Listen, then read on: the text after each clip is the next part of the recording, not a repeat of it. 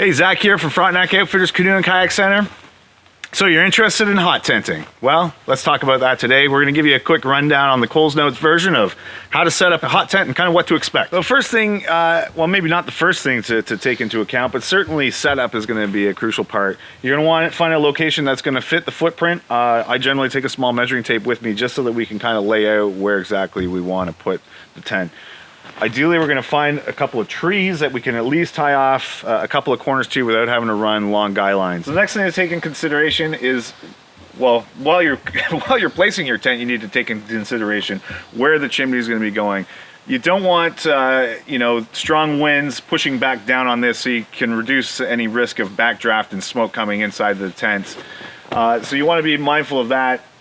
This tent's facing south right now, maybe not the best position, but we've got a lot of tree cover over this way, an open lake this way, so we figured that when we got here, the wind was coming off the lake. This was going to be an acceptable position for, one, our door to get in and out, and also for the chimney. So staking out the corners, you're going to lay the tent out, stake the corners down. You're going to want to use a pretty heavy duty stake. I've gotten away with using some smaller ones when the ground was softer. This time we're using a big heavy duty foot-long stake, and it seems to do the job really, really well. So kind of the third step while setting up is getting your center pole. This was a piece of deadfall that we found was still in really good shape, so we trimmed it to 7.5 feet.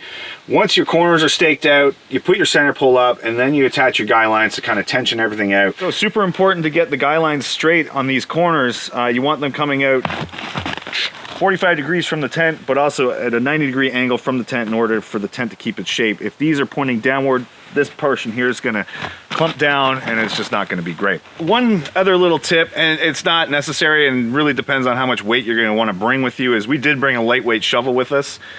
We dug out a lot of the snow in here because there was a good 18 inches of snow probably here, so we kind of dug that out. The other option is to kind of pack it down with some snowshoes. But either way, you're going to want to kind of lay out an area of where the tent is going. Another little tip is our entrance got super icy. So I would probably pack this down or dig it out as well so that when we're coming in and out, it's not a super slip hazard, because we've almost wiped out a couple times now. It's not overly difficult, but there is a lot of work involved in setting up a tent. Certainly with winter camping, it's very intense and a little more difficult than standard camping. I would say hot tenting is no exception, other than there's a lot more weight to bring in, so you want to be a little more careful in planning your trip and where you're going. But it is really comfortable once you get everything set up and you're out of the wind, you get the fire going. It can get really, really comfortable in here. As you can see, this is the 10 by 10, so it's the smaller of the two classic series, but there's still plenty of room in here. There was 2 of us in here. We had plenty of room to have the bed set up, couple of chairs. We kind of got a kitchen area set up over there for kind of preparing food. And then in the center here is our stove. The difference between the Classic 2 and the Classic 1 is essentially just the stove position. On the Classic 2, we've got a side-mounted stove position here. I prefer that. It kind of keeps the stove out of the way a little bit. Might eat up a little bit more of the footprint, so you maybe can't get as many bodies in here. But I would think we could get 3 comfortably in here. 4 would be, for sitting around anyway, would be tight. I think we could get 4 bodies in here sleeping, no problem, but for just generally hanging out, we'd have to clean up a lot of the stuff to have 4 people in here at a time. Stove position. You'll see here we've got the stove hanging out on a couple of logs here, and that's just to help balance things and keep it on a float. So as that snow melts, the stove doesn't shift in funny ways and knock the piping loose. You're going to see, the first time you get your stove, it's going to look beautiful. That doesn't last long. So please don't get used to that. This stove has only been used a couple of times, and you can see there's some rust developing, some darkening of the metal, and that's just natural. That's what's going to happen, so you just have to kind of accept it. It's still going to work, and it's still going to work really well. A couple things to take note. We have our damper control here at the front. This is going to allow air in to kind of feed the fire, so you want to monitor that really well. And then there's also our damper here in the flue, which is going to let the exhaust out. So you want to be careful not to have that set in that position, because it's not going to allow any of the smoke to get out, and it's going to give you a really lousy fire and potentially cause smoke to come back into the inside of the tent. Some things to consider if you do want to try hot tenting or winter camping. Be prepared, it is a lot of work. Processing firewood is probably the biggest concern, and also getting water. Those are going to be your 2 biggest challenges.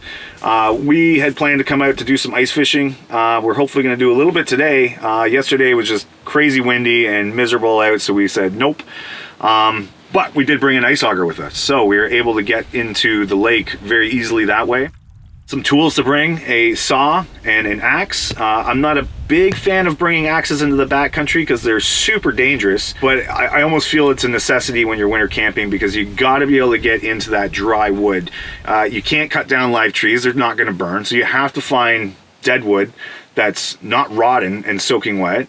Ideally, if it's still standing. Identifying standing dead wood can be a bit of a challenge, so don't go out and just start cutting trees down because they have no leaves on them. That definitely doesn't mean that they're dead. If you can find ones that are, you know, no bark on them, that's a really good indicator. We ended up finding some really lousy wood that did not heat us up, and then we ended up finding some really good stuff that had this tent just roasting.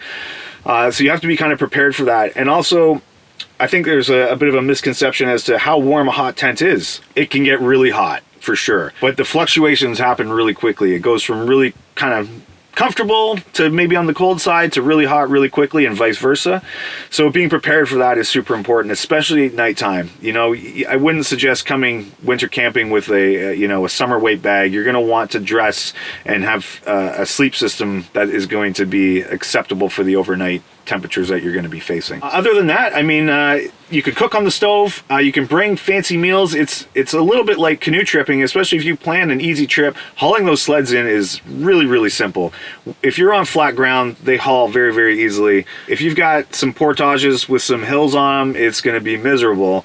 Check out my buddy Ben's video from Conjuring Rock on our trip out to Puzzle Lake, and that first portage was short, 100 meters, but it took us an hour just because we didn't know exactly where we were going. The trail was unmarked, so we had to kind of scout ahead and then figure out a way to get the sleds up this really, really steep hill. It was a challenge for sure. So finding and planning your trip accordingly to that is going to be really, really important. So winter camping is a lot of fun. It is a lot of work, so don't expect it just to be, oh, welcome to paradise. Look at these beautiful pictures of my winter tent. Be prepared to put the work in if you want to stay comfortable. But it's an experience like no other, and I think it's an excellent way to get out and enjoy wintertime and just have some fun. If you have any more questions about winter camping or the Esker series of tents, have a look at the website, frontnacoutfitters.com, or feel free to give us a call. Thanks for watching.